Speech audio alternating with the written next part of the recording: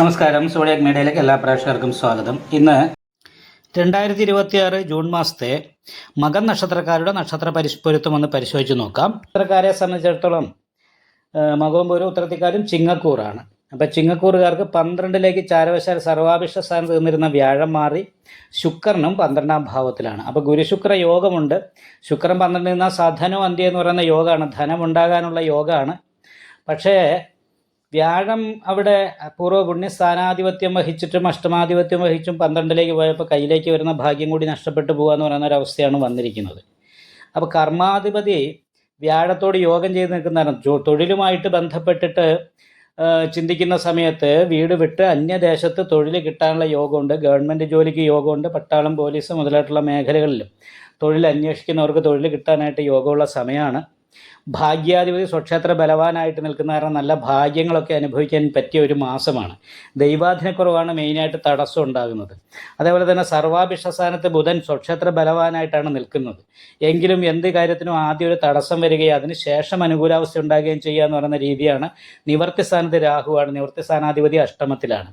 ശാരീരികമായിട്ട് അതേപോലെ തന്നെ എന്തെങ്കിലും ചെറിയൊരു രോഗം, കഫക്കെട്ട്, മാനസികമായിട്ടുള്ള ടെൻഷൻ, അങ്ങനെയുള്ള കാര്യങ്ങളൊക്കെ വരിക.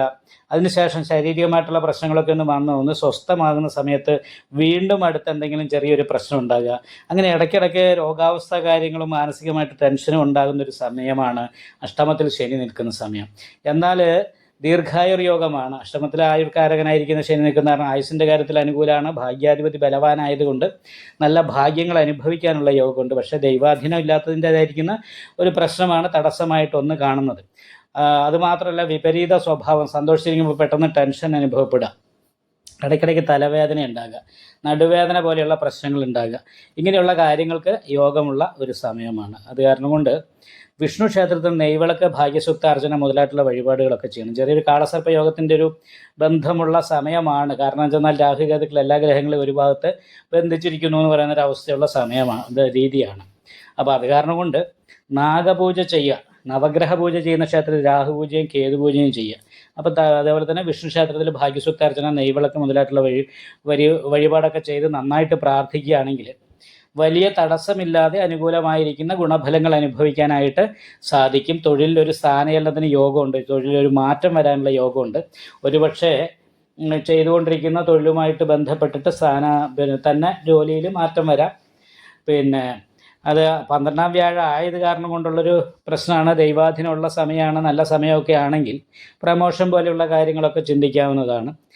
അല്ലെങ്കിൽ പ്രൈവറ്റിൽ ജോലി ചെയ്തിട്ട് അത് ഗവൺമെൻറ്റിലേക്ക് ജോലി കിട്ടാനുള്ള യോഗമുണ്ട്. PSC ഒക്കെ എഴുതി കാത്തിരിക്കുന്നവർക്ക് ഗവൺമെൻറ് ജോലി കിട്ടാൻ യോഗമുണ്ട്. 10ൽ സൂര്യൻ നിൽക്കുകയാണ്. അപ്പോൾ ലഗ്നാധിപതി കർമ്മസ്ഥാനത്ത് നിൽക്കുന്ന കാരണം തൊഴിലിൻ്റെ കാര്യത്തിലാണ് ഏറ്റവും അനുകൂലമായിരിക്കുന്ന ഗുണഫലങ്ങൾ അനുഭവിക്കാനായിട്ട് ഈ സമയത്ത് യോഗം കാണുന്നത്. 7ാം ഭാവാധിപതി അഷ്ടമത്തിൽ പോയത് കാരണം കൊണ്ട് ദാമ്പത്യ സംബന്ധമായിട്ട് അത്ര അനുകൂലമായിരിക്കുന്ന ഗുണം പറയാനായിട്ട് സാധിക്കില്ല. മാനസികമായിട്ട് പരസ്പര അകൽച്ചയിൽ ജീവിക്കുന്നവരൊക്കെ ആണെങ്കിൽ ആ പ്രശ്നം കുറച്ചുകൂടി രൂക്ഷമാകുന്ന ഒരവസ്ഥയിലേക്ക് പോകാൻ സാധ്യതയുണ്ട്. അതേപോലെ തന്നെ സുഹൃത്ത് ഗുണം പോലെയുള്ള കാര്യങ്ങൾ അനുഭവിക്കാനായിട്ട് യോഗമുണ്ട്. 4ാം ഭാവാധിപതി ഭാഗ്യസ്ഥാനത്തായതുകൊണ്ട് കുടുംബത്തിലുള്ള കുടുംബക്കാരുമായിട്ട് നല്ല ബന്ധത്തിൽ മുന്നോട്ട് പോകാനുള്ള യോഗവും കാണുന്നുണ്ട്. എന്തായാലും വിഷ്ണു ക്ഷേത്ര നെയ്വിളക്ക്, ഭാഗ്യസൂക്താർച്ചന മുതലായിട്ടുള്ള പരിഹാരങ്ങൾ ചെയ്യുക, നാഗപൂജ ചെയ്യുക, നന്നായിട്ട് പ്രാർത്ഥിക്കുക. നിങ്ങൾക്ക് ഈ വീഡിയോ ഇഷ്ടപ്പെട്ടാൽ ലൈക്ക് ചെയ്യുക. നിങ്ങളുടെ അഭിപ്രായങ്ങൾ കമൻറ്റ് ചെയ്യാം. ജ്യോതിഷവുമായി ബന്ധപ്പെട്ട കൂടുതൽ കാര്യങ്ങൾ അറിയാൻ ഈ ചാനൽ സബ്സ്ക്രൈബ് ചെയ്യുക. ഞങ്ങളുടെ ഓൺലൈൻ കൺസൾട്ടൻസി നമ്പർ താഴെ ഡിസ്ക്രിപ്ഷൻ ബോക്സിൽ കൊടുത്തിട്ടുണ്ട്. ആവശ്യമുള്ളവർക്ക് കോൺടാക്റ്റ് ചെയ്യാവുന്നതാണ്.